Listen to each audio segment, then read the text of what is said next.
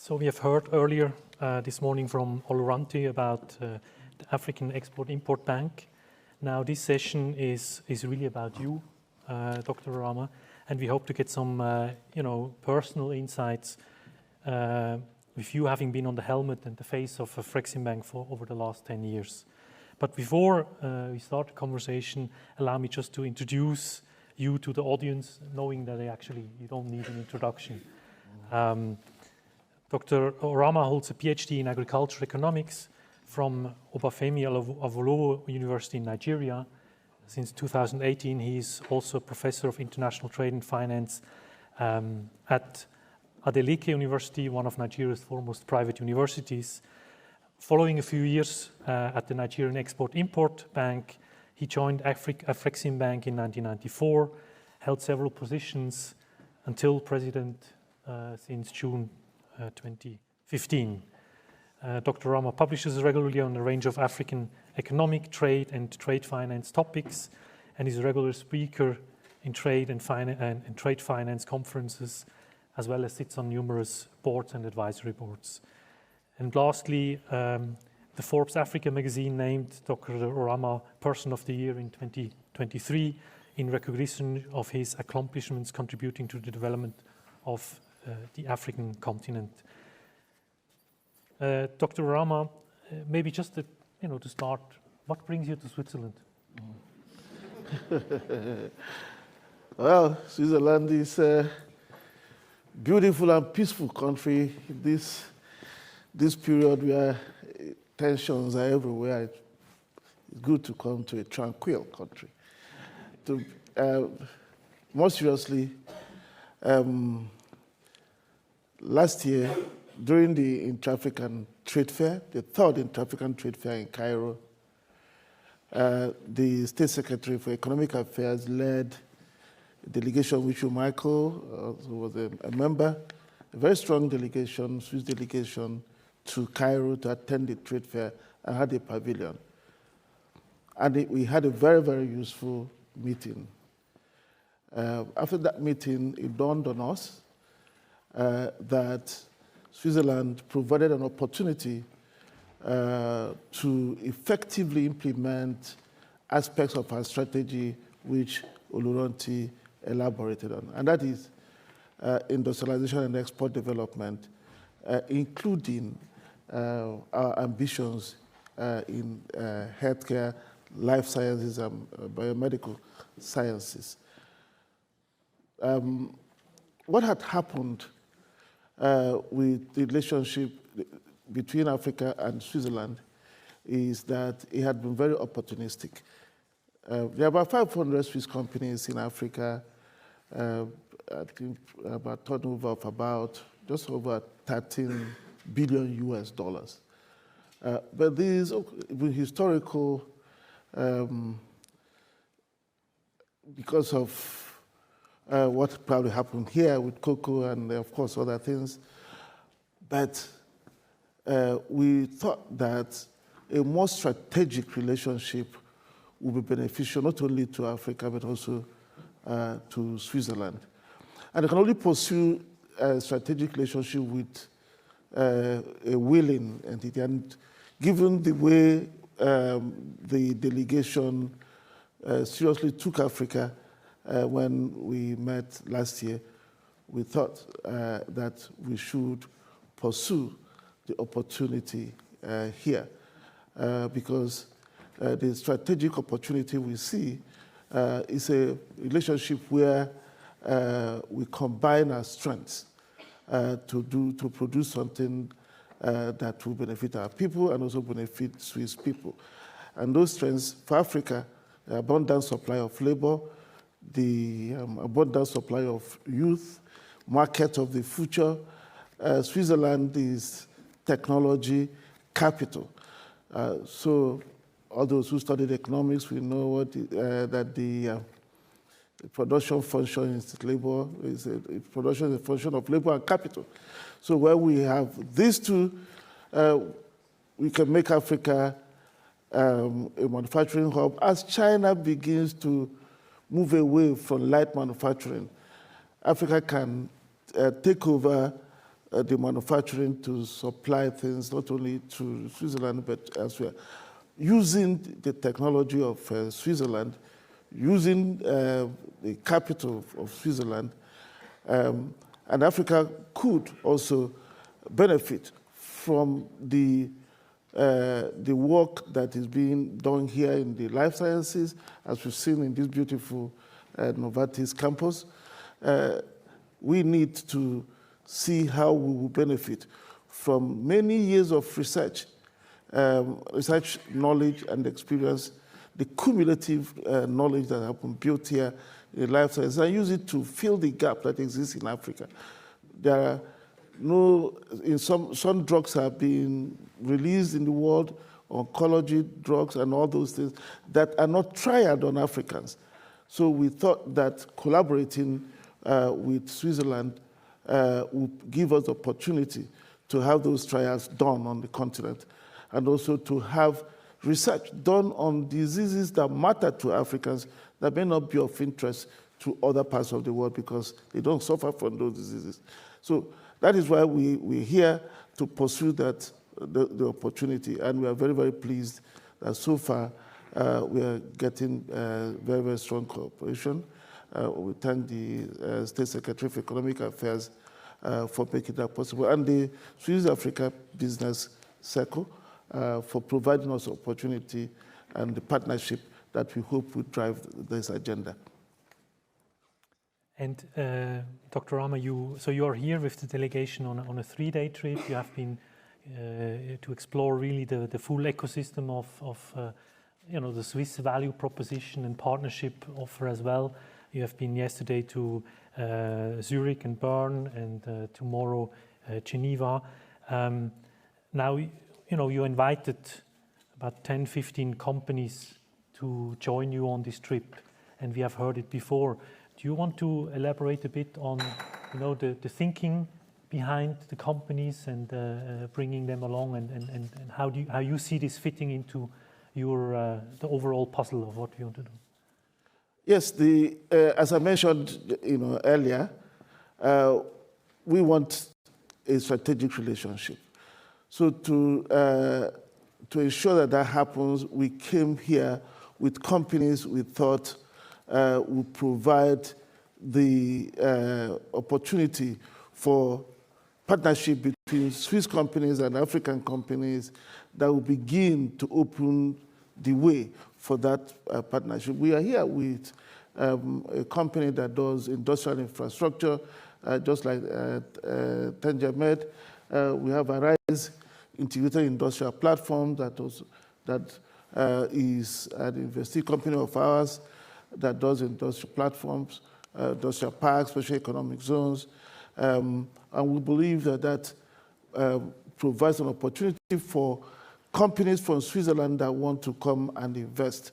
Usually what the companies will worry about will be, first of all, infrastructure. We don't have electricity, water, and all the other things people complain about in Africa. And that is solved through the industrial parks. The company will worry, I hear so much about issues of country risk and so on and so forth. Then that is something Afreximbank can take away from. And the company who do we deal with locally, even local financing, simple working capital, trade finance, and even project finance. Afreximbank does it, and we came also with financial institutions here that can also provide those finances. We're talking about, I mentioned the issue about life sciences and biomedical sciences.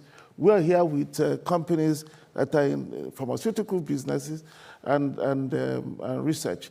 We're here with the CEO of African Medical Center of Excellence, which is a hospital, a first-class hospital we are developing, but not only hospital, but also a research center, because we believe that we shouldn't just be talking about it, we should do something. We are in a very strong position to present ourselves as a strong partner to Novartis, because we want to do want to make sure that sickle cell goes away in Africa, for example. It can be done.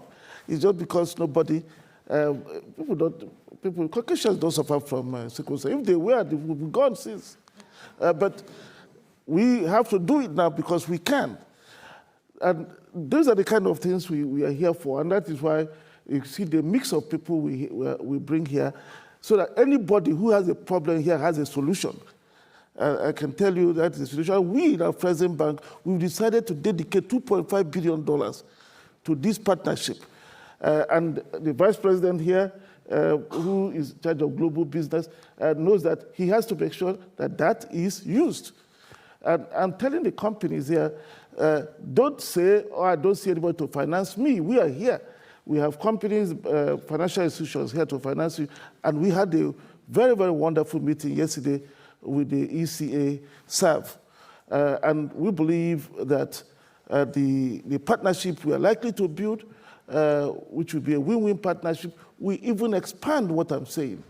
So you will have Afreximbank, you will have SEV, you will have the financial institutions supporting you in terms of money, in terms of protecting you from the country risk. You will have the industrial infrastructure, you have the TangiaMed is here, a Rise Integrated Industrial Platform is here that provides you the opportunity to come and invest.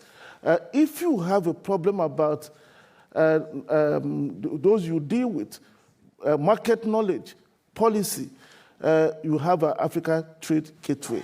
And I encourage you to subscribe to it.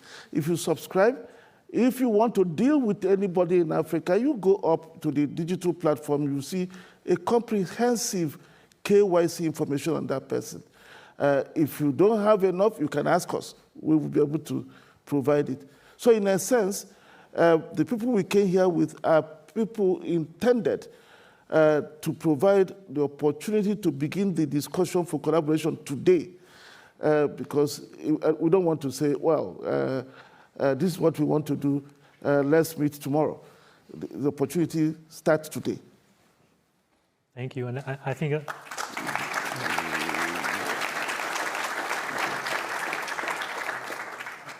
that's also partially, when we talk about the Swiss, also SME landscape in the European terminology of an SME, and then you have seen the large projects and the big numbers. It can be a bit also shocking or frightening to some companies, but the opportunity is really there also to plug into existing platforms and in a collaborative win-win way. So now, Dr. Oramah, that's when you're a real, and that is a bit a continuation of what you said before. You're a real Pan-Africanist. You're advocating for a strong African voice in global business and political matters affecting the continent. You often talk about African sovereignty, be it financial and food security, etc. Independence. You also talk about collective bargaining power. What role do you see there for global business in this and in your Pan-African vision? Well, Pan-African vision does not exclude the global business, and in fact, it involves global business. The only thing we talk about is that when we deal with global business, we want to deal with them as partners. We don't want global business to come to us to think they're doing us a favor, because that's not how business is done. It's not by doing people a favor. If the business doesn't make sense, please don't come. If it makes sense to you, if it makes sense to you, you come. And we know sometimes it will be difficult, but the returns are also very, very attractive. But that difficulty is what banks like Afreximbank and the others, it's not only Afreximbank, that have been created to begin to de-risk the business, to begin to hold hands and say, please come and test the waters. So the global business has a role to play. You see, the problem Africa has had is that Africa has been, is like a child raised on gifts and grants and all that. So when you now, when when a challenge comes, instead of that person applying their minds to it, they wait for grant. We have to stop it because your problem is your problem. We saw it during the COVID-19, and I say this because we are very, very involved right from day one on the COVID issue. Right from the beginning, Africa would have gone into the vaccine market, negotiated its own vaccines early, but because somebody promised them, we will give you free vaccine. We sat on our palms, waiting for free vaccines, but we didn't think that this research for vaccine, whenever it's found, it won't be enough. The person giving you has to give himself first before he gives you. What then happened is that when it actually came, we were waiting for vaccine, no vaccine came. Some of us knew it and we were telling them, look, let's go look for vaccines, like everybody. It was good they eventually somewhere down the road, we realized it and started looking, but it meant that the vaccine came later. So the idea of, give grants and all that, I'm not saying that grants are not good, but that should not be the primary source of financing for the continent. The continent should go for financing that is sustainable on its own, because that's how growth will arise. If you do a business that's sustained by grants, once that grant is off, the business will fail. So you better do your business that will stand on its own. Of course, if grant comes, or concessional financing comes, then it's fine. As a matter of fact, we are introducing concessional financing, which will be launched in the last quarter of the year. Our shareholders approved it. And we've decided to do it our own way.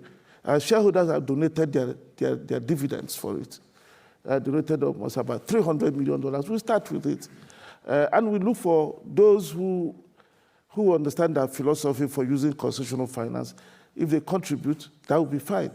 But the kind of concessional finance we want to use for the private sector is one where, for example, there are some countries in Africa where a business to manufacture, that business will first buy the equipment it needs to manufacture, but then buy the power plant, do the water system, do everything, what the government ought to do.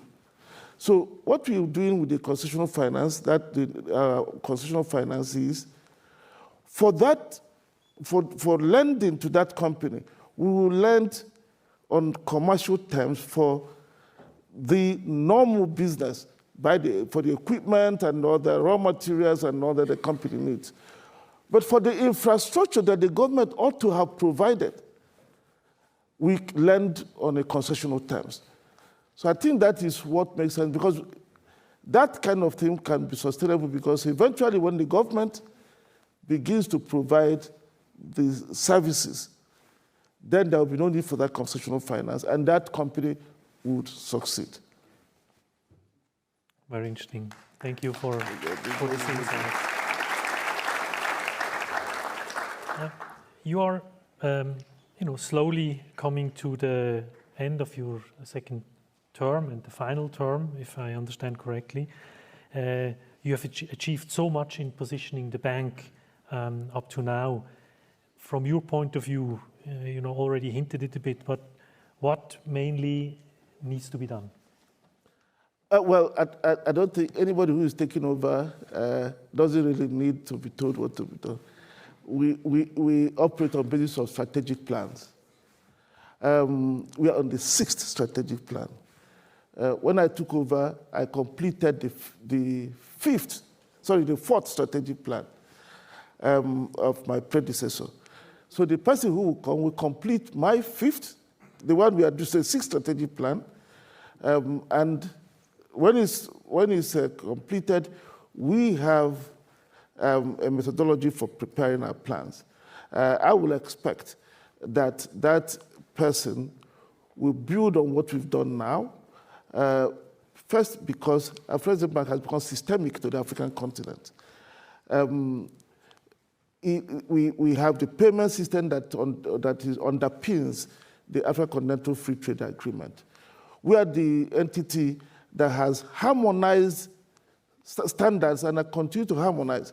Harmonized on pharmaceuticals and medical equipment, harmonized on automotives, harmonized on textiles, continue to harmonize the standard. I expect that person to continue.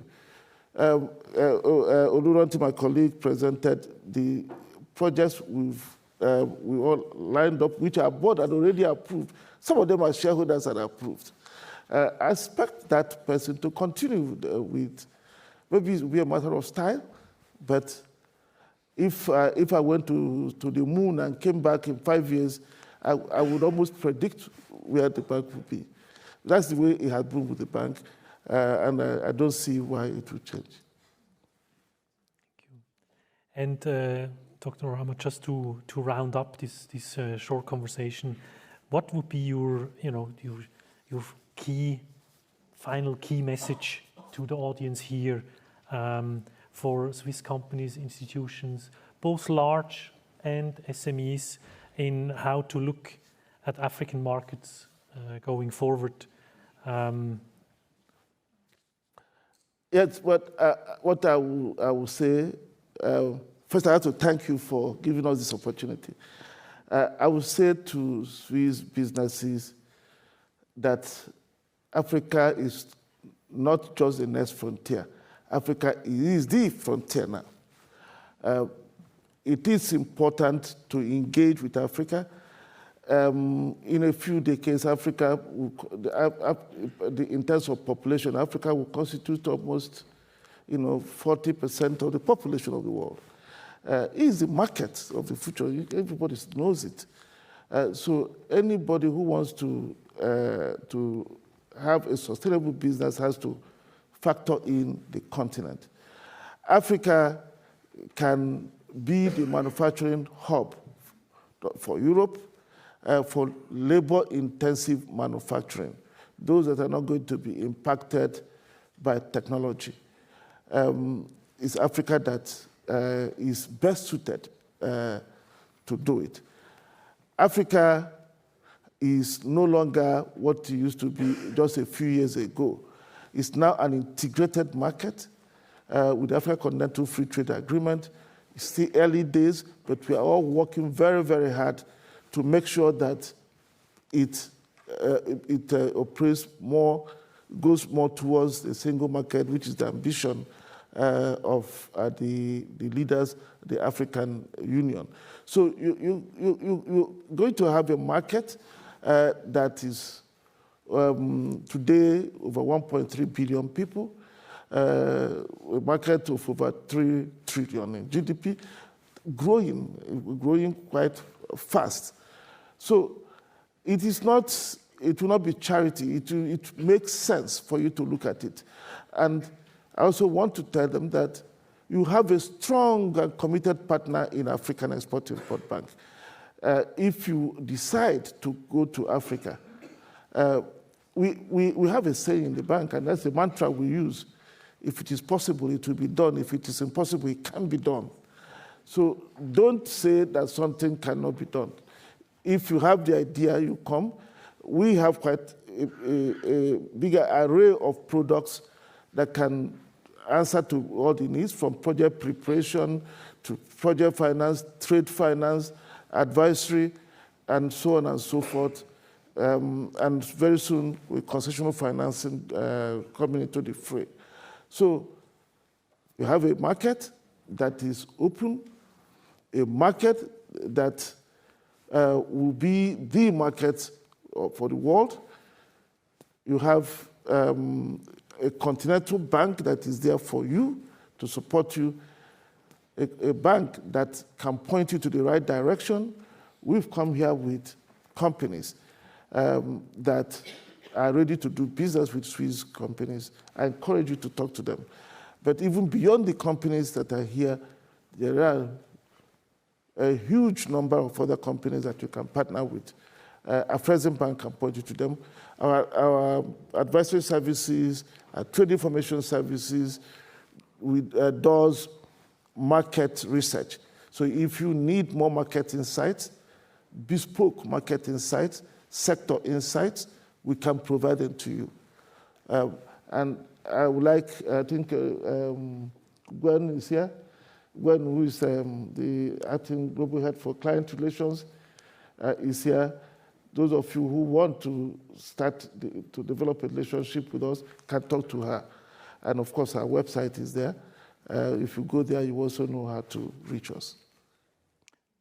Thank you so much, Dr. Oramah, for reaching out the hand for a new, more strategic collaboration between the two regions. Thank you for your interest in the Swiss ecosystem, for being here today and for the 3 days.